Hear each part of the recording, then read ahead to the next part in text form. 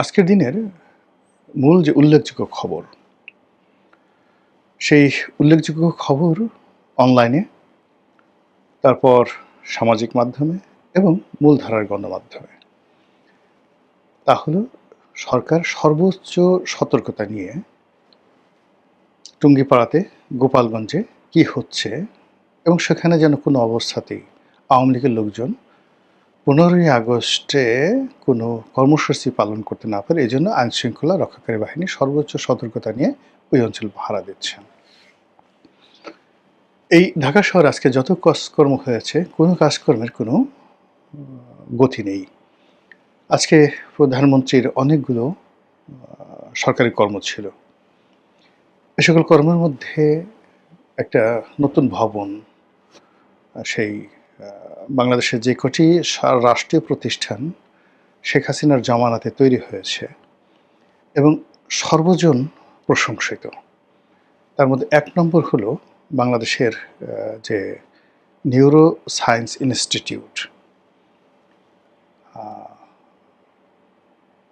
Doctor কাজী দীন মোহাম্মদের নেতৃত্বে শেখ হাসিনা এই নিউরো সায়েন্স যে ইনস্টিটিউট এটি গড়ে তুলেছিলেন এবং এখানকার যে চিকিৎসার মান এবং এই প্রতিষ্ঠানের প্রতি দেশের জনগণের যে বিশ্বাস এবং আস্থা, এবং এখানে এখনও পর্যন্ত যেভাবে আইন কানুন যাকে বলা হয় অনুসরণ করা হয় চিকিৎসার ক্ষেত্রে, এটা বাংলাদেশের অন্য কোনো হাসপাতাল এই জায়গাতে পৌঁছাতে পারেনি। এমনকি বারডেমও নয়, এমনকি মিরপুর হার্ট ফাউন্ডেশনও নয়, তারপর এমনকি পিজি হাসপাতালও নয়, মানে বঙ্গবন্ধু হাসপাতাল যেটা এখন, এটা বোধহয় বঙ্গবন্ধু হাসপাতাল বাদ দিয়ে কী নাম করেছে, পিজি হাসপাতাল এরকম, সেটাও নয়। তো সেই নিউরো হাসপাতাল হলো শেখ হাসিনার জামানার ১ নম্বর স্বাস্থ্য খাতের ল্যান্ডমার্ক। আর দ্বিতীয় যেটা আছে সেটা হলো শেখ হাসিনা বার্ন ইনস্টিটিউট ঢাকা মেডিকেলের। এই দুটো স্বাস্থ্য খাতে ওনার একটা ল্যান্ডমার্ক সফলতা, এবং সেই ইনস্টিটিউটের একটা বর্ধিত অংশ, স্পেশালাইজড একটা অংশ, বড় অংশ, সেটা আজকে প্রধানমন্ত্রী উদ্বোধন করলেন।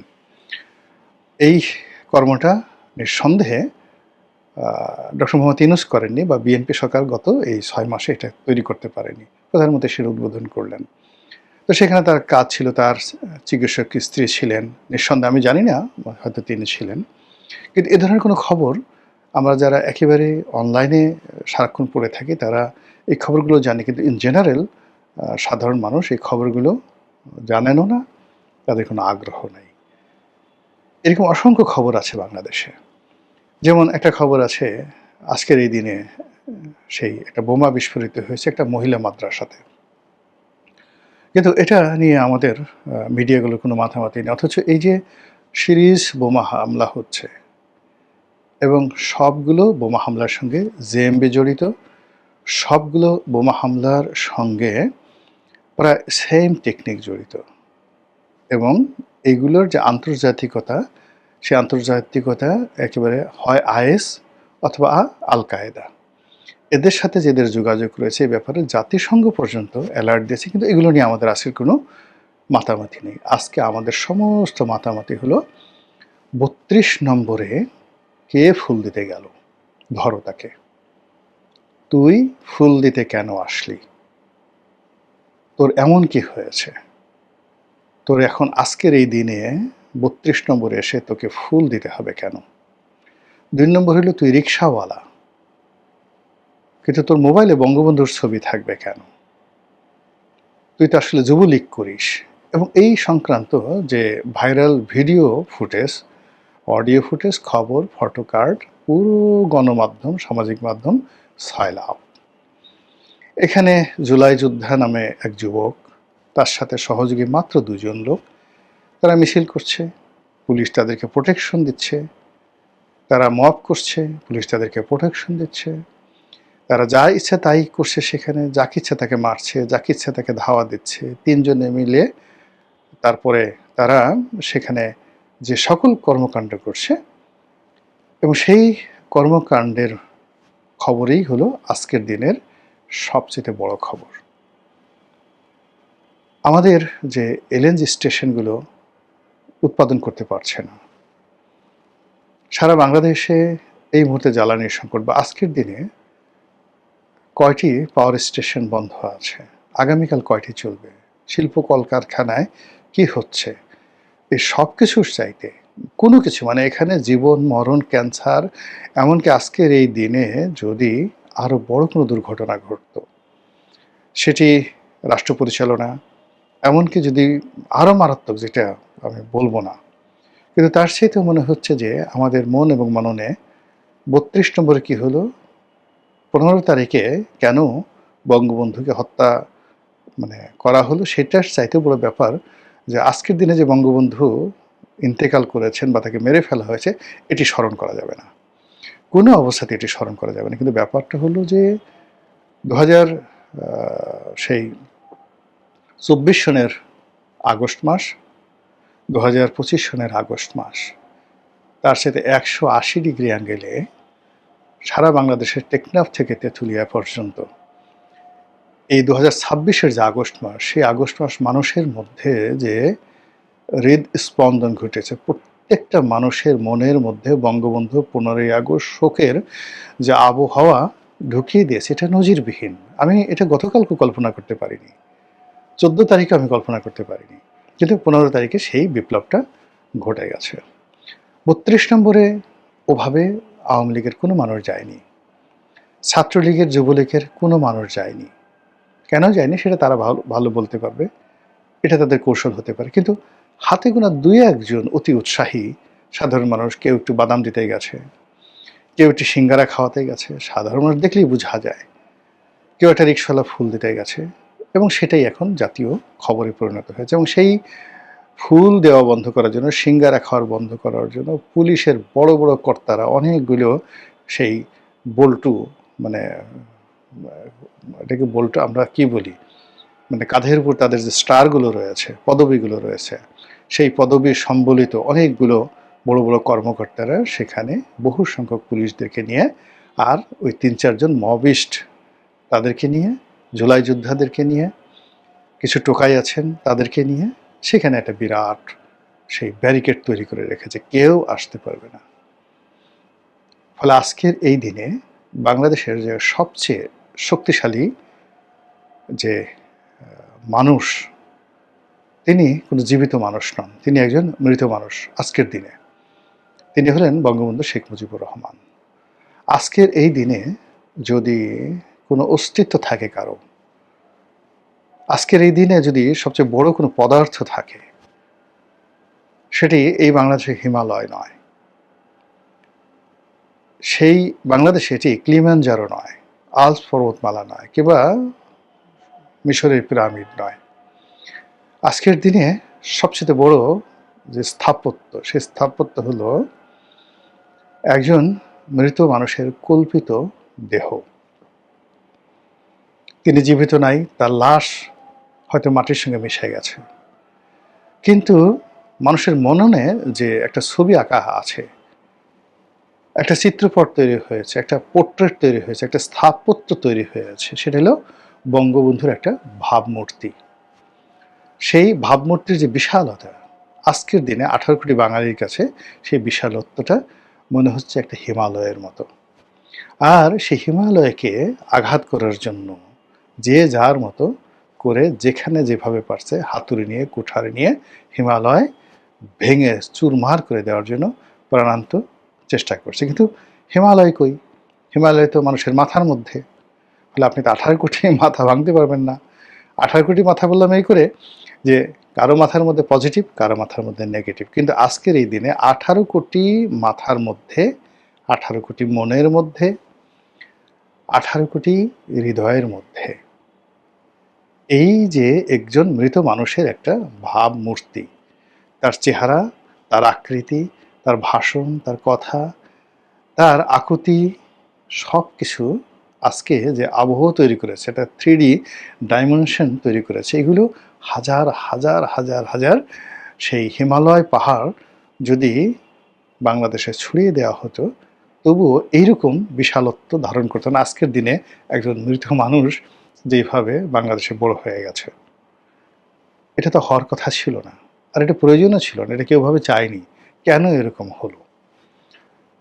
এটি যারা বঙ্গবন্ধু বিরোধী যারা লোকজন রয়েছেন তারা যদি এই বিষয়গুলো নিয়ে চিন্তা করেন, তাহলে মানে আগামী দিনগুলোতে এই বঙ্গবন্ধুর যে ভাবমূর্তি এতটা বড় হবে না, যেটা এতই বছর হয়েছে।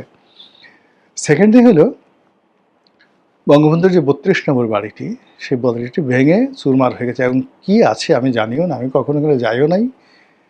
তাও মানে এই আগে গেছি যখন ওখানে শেখ হাসিনা বসবাস করতেন। আর পরবর্তীতে যখন ওটা জাদুঘর হলো, তখন সপরিবারে একবার গিয়ে সেই জাদুঘরটা দেখে আসছি। এই মানে যখন রাজনৈতিক কর্মী ছিলাম, ওই বাড়িতে বঙ্গবন্ধু কন্যা থাকতেন, তখন বহুবার গেছি। ওই বাড়িতে খেয়েছি, তারপরে আড্ডা মেরেছি, ওই বাড়ির সামনে কত সময় কাটিয়েছি। আর জাদুঘর হওয়ার পরে একবার গিয়েছি, আর যাইনি। আর এই যে ভাঙাচোরা হলো, এরপরে আর ওখানে আমি যাইনি কখনো। ছবিতে দেখেছি, তাতে বোঝা যায় যে এর বেশিরভাগ অংশ ভেঙে ফেলা হয়েছে, খুব অল্প কিছু জায়গা আছে, কিছু ইট-ঠিট আছে, আর ওটা একটা পরিত্যক্ত ভবন। এখন এই পরিত্যক্ত ভবন, এটা সরকারের জন্য একটা বিরাট যন্ত্রণার বিষয় হয়েছে। এটার একটা অবস্থা, এটা যেন একটা তাজমহল হয়ে গেছে, এটা বাঙালির তাজমহল হয়ে গেছে। এটি যেন একটা তীর্থভূমি হয়ে গেছে, গয়া হয়ে গেছে, কাশী হয়ে গেছে, বৃন্দাবন হয়ে গেছে। এটা যেন এটাই ত্রিবেণী সঙ্গম হয়ে গেছে। অর্থাৎ গঙ্গা, যমুনা, সরস্বতী, এই তিনটি নদী যেখানে একত্র হয়েছে, সেই নদীকের যে একত্র করার যে জায়গা, এটিকে বলা হয় ত্রিবেণী সঙ্গম। হাজার হাজার মানুষ সেখানে ছুটে যায়, কেন ওখানকার পানি নাকি পবিত্র, ওই পানি খেলে অমরত্ব লাভ করা যায়, রোগবালাই দূর হয়, কল্যাণ হয়, পাপ মুক্তি হয়। এই যে ত্রিবেণী সঙ্গম, সেই ত্রিবেণী সঙ্গম মানে এখন ওই ৩২ নম্বরে গিয়ে দেখা যাচ্ছে যে আমাদের রাজনীতির একটা ত্রিবেণী সঙ্গমে পরিণত হয়েছে। এরপরে তাজমহল গেল, ত্রিবেণীর সঙ্গম গেল। ওটা অনেকের জন্য জম ঘরে পরিণত হয়েছে। ওটাকে দেখলেই অনেকের ভয় লাগে, ওটাকে দেখলে অনেকের আতঙ্ক তৈরি হয়, ওটাকে দেখলে স্মরণ করলে অনেকের ঘুম হারাম হয়ে যায়। মনে হয় ওখানে রাক্ষস আছে, খক্ষস আছে, ওখান থেকে অশরীরী আত্মাগুলো যে কোনো সময় বের হয়ে এসে আমার গলা টেপে ধরবে। ওখানে আরো অনেক কিছু আছে, ভূত প্রেত চামচিকা অনেক কিছু আছে। মানে ওটা একটা শ্মশান, ওটা একটা মহাশ্মশান, ওটা একটা কবরস্থান, ওটা একটা অভিশপ্ত ভূমি। ওখান থেকে আমার কাছে অনেক কিছু হতে পারে, এইরকম অনেকের কাছে ওটা মানে তাজমহল, কারো কাছে ত্রিবেণী সঙ্গম, আর কারো কাছে ওরকম একটা ভয়ালো একটা অবস্থা হয়ে গেছে। অনেকের কাছে ওটা একটা বারমুদা ট্রায়াঙ্গেল হয়ে গেছে। পৃথিবীতে যেটিকে বলা হয় এমন একটা জায়গা যেখানে গেলে মানুষ হারিয়ে যায়, যেখানে গেলে মানুষ পাগল হয়ে যায়, যেখানে মানুষ মানে পৃথিবীর হেলিকপ্টার যাক, প্লেন যাক, জাহাজ যাক, সব কিছু সাগরে ওটা গিলে ফেলে। আটলান্টিক মহাসাগরে যে বারমুদা ট্রায়াঙ্গেল রয়েছে, ওটা এখন একটা বারমুদা ট্রায়াঙ্গেলে পরিণত হয়ে গেছে। অথবা এটাকে আপনি একটা ব্ল্যাক হোল ধরতে পারেন, মহাকাশের জমিনে যদি ধরেন এটা বারমুদা ট্রায়াঙ্গেল, আর আকাশে হলো ব্ল্যাক হোল, যা পায় ঘ্যাট করে গিলে খেয়ে ফেলে। তদ্রুপ এখন এই যে ৩২ নম্বর একটি ভাঙা বাড়ি, এই ভাঙা বাড়ি এখন মানুষের সমস্ত আকর্ষণের কেন্দ্রবিন্দু হয়ে গেছে। আপনারা দেখেন শেখ হাসিনা যে বাড়িতে বসবাস করতেন, গণভবন, সেখানে জুলাই জাদুঘর করা হয়েছে। মানুষ পাগলের মতো সেখানে যাচ্ছে। আপনার কি মনে হয়, জুলাইকে সমর্থন করে বা ওখানে যে কটা মূর্তি মোস্তফা সরোয়ার ফারুকী বানিয়েছে সেই মূর্তিগুলো দেখানোর জন্য? ওখানে একজন রিক্সাওয়ালা দাঁড়িয়ে সেলুট দিচ্ছে, আর একটা কাঠের মূর্তি তৈরি করছে, ওইগুলো দেখার জন্য লোকজন যাচ্ছে না। ওখানে মানুষ যাচ্ছে, ওই বাড়িতে শেখ হাসিনা ১৭ বছর থেকেছেন, ওটা একটা রাজবাড়ি, ওটা একটা বাংলাদেশের রাজপ্রাসাদ। সেই রাজপ্রাসাদে যেমন আমরা এখন দিল্লি ফোর্টে যাই, যেভাবে আমরা এখন ধরুন আগ্রা দুর্গে যাই, দিল্লির লালকেল্লাতে যাই, ওই যে সুলতান সুলেমানের টপ কাফে প্রাসাদে যাই, উইন্ডসর ক্যাসেলে যাই, এলিসি প্রাসাদে যাই, ওই রকম এখন গণভবন একটা তীর্থ কেন্দ্রে পরিণত হয়ে গেছে। ওখানে কিছু লোক গিয়ে ওই শেখ হাসিনা লাল টেলিফোনে ঠাট্টা করছে, মস্কারা করছে, কিন্তু আম জনতা ওখানে কেন যাচ্ছে, এত বেশি মাত্রায় কেন যাচ্ছে, জাতীয় জাদুঘরের চাইতে কেন ওখানে বেশি যাচ্ছে? এটা এত সহজ হিসাব নয়, এটা এত সহজ সমীকরণ নয়। যেভাবে ভাবছেন সেভাবে নয়। এর পেছনে অনেক মনস্তাত্ত্বিক বিষয় রয়েছে, অনেক দার্শনিক বিষয় রয়েছে,